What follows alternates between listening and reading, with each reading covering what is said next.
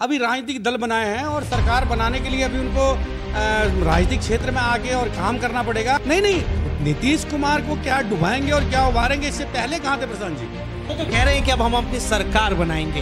बिहार में जो है जितने भी लोगों ने SSS का नाम सुना आपने, जनता के काम के लिए मेरे नेता बिहार फर्स्ट। वो कहते हैं कि मुझे पार्टी में मंत्री का कोई लालच नहीं है, अगर जरूरत पड़ी तो मैं लात भी मार सकता हूँ। क्या इसे में समझा जाए कि एनडीए में कुछ खटपट चल रहा है? नहीं, देखिए किस विषय में, किस संदर्भ में बोला उन्होंने? एनडीए में कोई खटपट नहीं है, ये खटपट कराने की कोशिश की जा रही है। चुनाव लड़ने का अधिकार तो सबको है, चुनाव तो हर पार्टी का अपना मौलिक अधिकार है, अलग अलग विचारधाराओं के साथ सब पार्टी बनी है। चिराग पासवान कभी इंडिया अलायंस को ज्वाइन कर सकते हैं? क्या होता है कि राजनीतिक में कोई दोस्त और कोई दुश्मन नहीं होता।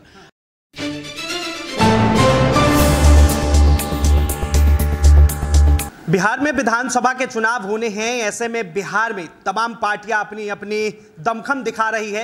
एक तरफ फिर से जनसुराज ने अपना दमखम दिखाया और पार्टी का ऐलान कर दिया। प्रशांत किशोर साफ तौर पे कह रहे हैं कि बिहार में हम अपनी सरकार बनाएंगे, तो वहीं दूसरी तरफ नीतीश कुमार के पोस्टर लग रहे हैं कि 2029 तक नीतीश कुमार ही बिहार के सीएम रहेंगे। लेकिन इसे बीच चिराग पासवान ने भी एक बयान दे दिया और साफ तौर पर वो देखते देखते वायरल हुआ। चिराग पासवान का कहना था कि मुझे मंत्री पद का लालच नहीं है, अगर बात हमारे ऊपर आएगी तो हम मंत्री पद को भी लात मार देंगे। अब इन तमाम चीजों को लेकर बातचीत करने के लिए इस वक्त हमारे साथ एलजेपीआर अध्यक्ष शंकर मिश्रा जी हैं, इनसे जुड़ते बातचीत करते हैं। सर, बिहार में एक और पार्टी का आगाज हो गया है, जनसुराज।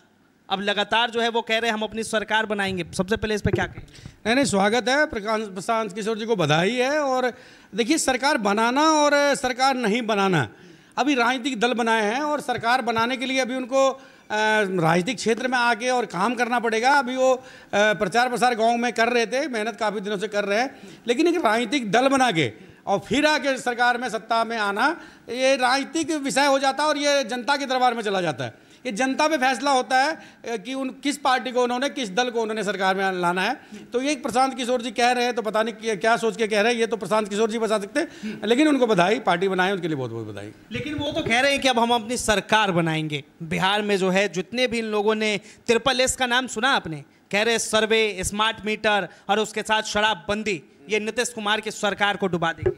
नहीं, नीतीश कुमार को क्या डुबाएंगे और क्या उभारेंगे, इससे पहले कहाँ थे प्रशांत जी? जब और दलों के साथ हो रह के और उनकी भूमिका तय कर रहे थे, तो उस समय बिहार के बारे में उन्होंने सोचा नहीं क्या? जब वहाँ जंगल राज थी तब प्रशांत किशोर जी कहाँ थे? लेकिन आज एक अच्छी स्थिति है, इंडिया डबल इंजन की सरकार के साथ जब वहाँ विकास हो रहा है, तो आज प्रशांत किशोर जी को वहाँ बहुत सारे घोटाले दिखेंगे, बहुत सारे।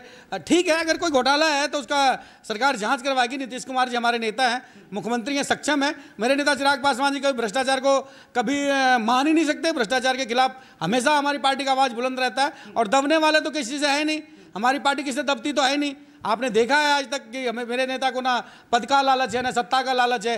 पहले भी 2020 में उन्होंने इसी वजह से वो अलग लड़े थे कि उनको लालच होता तो वो 2020 में ही मंत्री और MP उनके घर से और बहुत सारी चीज़ें मिल गई होती। लेकिन जनता के काम के लिए मेरे नेता बिहार फर्स्ट को की जो विजन है, इसके लिए उन्होंने जब भी त्याग दिया था और अभी भी अगर कोई ज़रूरत पड़ती है जनता को लेके, तो ये बड़ी बात नहीं है। मेरे नेता आदरणीय रामविलास पासवान साहब ने कभी सत्ता का लालच नहीं किया।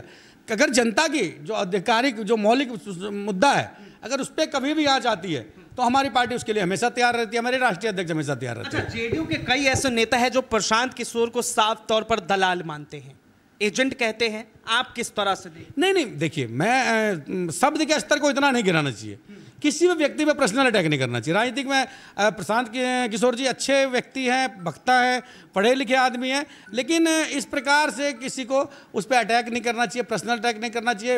इन शब्दों का देखिए, राजनीतिक में आप जब कोई चीज़ बोलते हैं तो उसको बहुत सारे लोग देखते हैं, फॉलो करते हैं। तो जेडीयू किस नेता ने बोला, किस विषय में बोला, मुझे तो जानकारी नहीं है, लेकिन किसी भी नेता को अपने शब्दों के मर्यादा को में रख के ही किसी भी बात को कहना चाहिए। वैसे भी प्रशांत किशोर जी एक सम्मानित व्यक्ति है। अच्छा, साफ तौर पे आपने जिक्र कर दिया उनका। अभी जो है चिराग पासवान का एक वीडियो वायरल हो रहा है, पटना में वो संबोधित कर रहे थे अपने कार्यकर्ताओं को, नेताओं को, लेकिन उसी बीच वो कहते हैं कि मुझे पार्टी में मंत्री का कोई लालच नहीं है, अगर जरूरत पड़ी तो मैं लात भी मार सकता हूं। क्या इसे में समझा जाए कि एनडीए में कुछ खटपट चल रहा है? नहीं, देखिए किस विषय में, किस संदर्भ में बोला उन्होंने? SC/ST सेल की हमारी वहाँ पे चल रही थी, कार्यक्रम चल रहा था, और उसमें उन्होंने एक उदाहरण दिया कि मेरे पिताजी ने भी कभी मतलब SC/ST को लेके या किसी भी ऐसे समाज को लेके, दबे कुचले वर्ग के आवाज़ को लेके कभी हमारे नेता स्वर्गीय रामविलास पासवान साहब ने भी समझौता नहीं किया। सत्ता का लालच उनको भी नहीं रहा, कई बार उन्होंने इस्तीफा दिया मंत्री पद से। उसी को उदाहरण देते हुए उसी के पुत्र हैं, तो उन्होंने यही चीज़ कहा कि अगर कभी भी SC/ST पे कैसी ऐसी बात आती है तो कभी भी लात मार सकते। किस संदर्भ में कहा ये सोचिए। NDA में कोई खटपट नहीं है, ये खटपट कराने की कोशिश की जा रही है कुछ मीडिया चैनल्स द्वारा, कुछ विपक्ष के लोग बैठे हैं इसको हवा देने के लिए, लेकिन हम लोग कोई सफाई देने के लिए नहीं बैठे। मेरे नेता ने हमेशा कहा है, मोदी जी जब तक उनके हनुमान है, अगर सब उनको राम, मेरे नेता उनको राम मानते हैं और वो हनुमान मानते हैं, तो उन्होंने हमेशा कहा है कि हम मोदी जी के साथ हैं, जब तक मोदी जी हैं तब तक हम उनके साथ मजबूती से खड़े हैं, बिना लालच के खड़े हैं। अच्छा, ऐसे में बिहार में विधानसभा का चुनाव होना है, झारखंड में चुनाव होना है, कहीं आप लोग केंद्र की सरकार पर पॉलिटिकल प्रेशर तो नहीं बना रहे? नहीं, किस लिए? हमारा देखिए, बिहार में हमारी संगठन इतनी मजबूत है, 100% हम जीत के आते हैं। झारखंड में हमारी संगठन मजबूत है, दिल्ली में हमारी संगठन मजबूत है। चुनाव लड़ने का अधिकार तो सबको है, चुनाव तो हर पार्टी का अपना मौलिक अधिकार है। अलग अलग विचारधाराओं के साथ सब पार्टी बनी है, तो हमारे पार्टी का विचारधारा अलग है, बातें अलग है। दलित शोषित वंचित की आवाज़ है हमारी पार्टी, तो हमको तो हर जगह लड़ना पड़ेगा ना। हमारी पार्टी संगठन मजबूत है, तो इसमें दबाव बनाने की राजनीति तो कहीं है ही नहीं। अगर NDA गठबंधन करके लड़ती है तो बहुत अच्छी बात है, नहीं तो हमारे नेता ने कहा कि राज्य का भी स्वतंत्र है अपना फैसला लेने के लिए कि चुनाव कैसे लड़ेंगे, तो इसमें कोई दबाव बनाने वाली बात नहीं है, इसमें स्वतंत्र हर पार्टी चुनाव लड़ने के लिए। लेकिन जिस तरह से केंद्र सरकार वक्फ बोर्ड की बात करती है, केंद्र सरकार जो है ST/SC क्रीमी लेयर की बात करती है, इन तमाम मुद्दों पर जिस तरह से आप लोग लगातार सरकार के विरुद्ध जाते रहे, तो ये दर्शाता है कि कहीं ना कहीं जो है आपकी और केंद्र सरकार के बीच में मनमुटाव है। नहीं, विरोध तो है ही नहीं ना। विरोध किस चीज़ का? विरोध तो किसको कहते हैं? अगर हम किसी चीज़ को अपने नेता को बताते हैं, अपने प्रधानमंत्री जी को बताते हैं और उस चीज़ को मानते हैं, तो इसको तो बहुत अच्छी बात मानना चाहिए।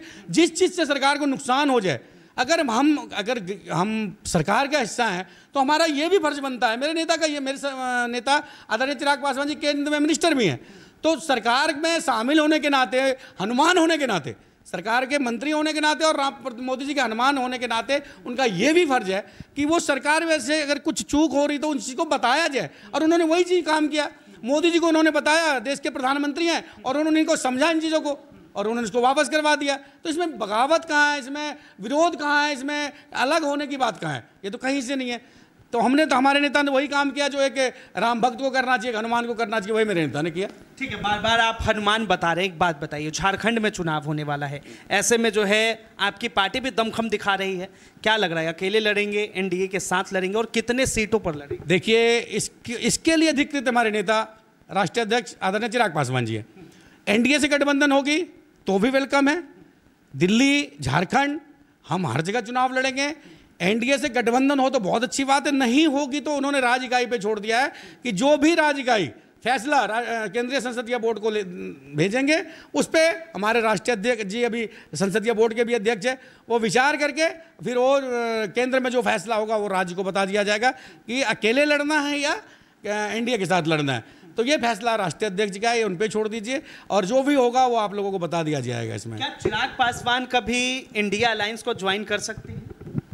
नहीं, देखिए, जब तक मैंने कहा जब तक मोदी जी है तो ये संभव नहीं है, क्योंकि उन्होंने पहले कह दिया कि जब तक मोदी जी है उनके हनुमान है।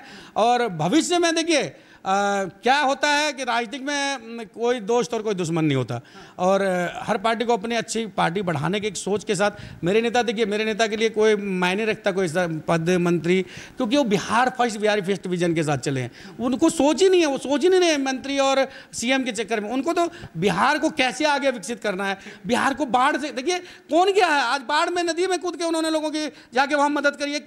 मंत्री हैं, वो कैबिनेट मंत्री हैं, कोई गया क्या वहाँ पे? तेजस्वी जी विदेश में बैठ के ट्वीट कर रहे हैं, उनकी रोहिणी आचार्य जी विदेश में बैठ के ट्वीट कर रही है। मेरे नेता को देखिए, नदी में कूद के लोगों की मदद कर रहे हैं। ये हम वो नहीं कह रहे, दिखावा नहीं है, देखिए जाके पूछिए जनता से चिराग पासवान जी क्या है। तो लोग चाह रहे हैं कि हमारे नेता बिहार का CM बने, बिहार का उद्धार करे, बिहार का अलग सबसे एक नंबर 1 पे ले जाए, और हम लोगों का भी यही मानना है। बिहार और केंद्र में सरकार जो है NDA की है, ऐसे में बिहार में हर साल बाढ़ आना इस बार रिकॉर्ड टूट चुका है पिछले 18 सालों का। तो ऐसे में आप लोग बिहार को बाढ़ आपदा घोषित क्यों नहीं कर देते? ये लालू यादव का बयान है। नहीं, लालू यादव जी पहले तो उन्हीं की सरकार थी ना, पहले क्यों नहीं आपदा घोषित करवा लिया उन्होंने? देखिए, बिहार में बाढ़ और सुखाड़ दोनों चीज़ें हैं।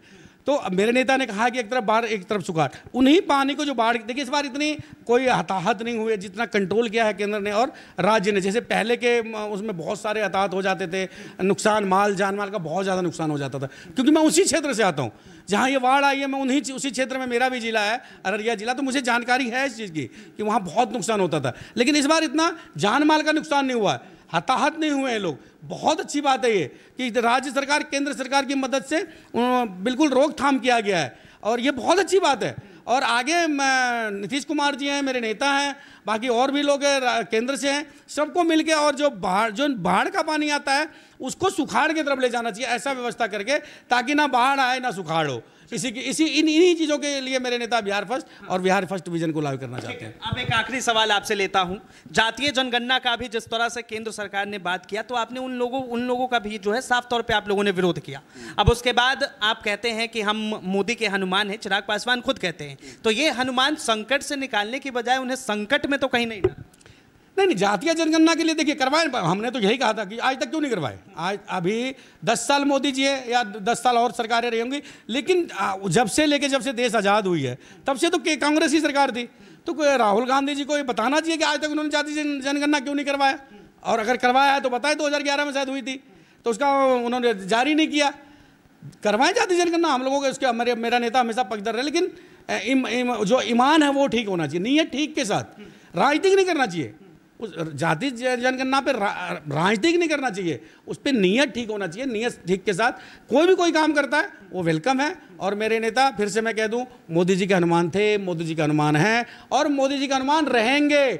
जिनको जितना सर पटकना पटकते रहे, जिनको मतलब जितना र्यूमर फैलाना है चिराग जी के लिए, हमारी पार्टी के लिए, वो फैलाते रहे। हो सकता है कि हमारे नेता के र्यूमर फैलाने से उसका टीआरपी बढ़ता हो या लोगों को और पार्टियों को फायदा होता हो, तो वेलकम है उन सबका, अच्छा है, स्वागत है। लेकिन मेरे नेता एनडीए में बने थे, बने हैं, बने रहेंगे, मजबूती के साथ खड़े हैं, मोदी जी के साथ खड़े हैं। लेकिन जहां पे एसटी एससी की बात आएगी वहां पे जो है अगर जरूरत पड़ी तो चिराग पासवान कुर्सी को भी बिल्कुल कोई मेरे पार्टी का रीड है, मेरे पार्टी का, हमारी पार्टी का मतलब दलित सब तो मैंने कहा दबे कुचले SC ST जितने भी मेरे नेता का विजन रहा, मेरे हमारे नेता स्वर्गीय रामविलास पासवान जी का विजन था, एक सोच के साथ वो निकले थे, और इसीलिए आज भी हमारी पार्टी उसी सोच के साथ है, उसी सोच के साथ रहेगी। उन पर कभी अत्याचार हो नहीं सकता, और जब तक मोदी जी हैं कभी अत्याचार होगा भी नहीं।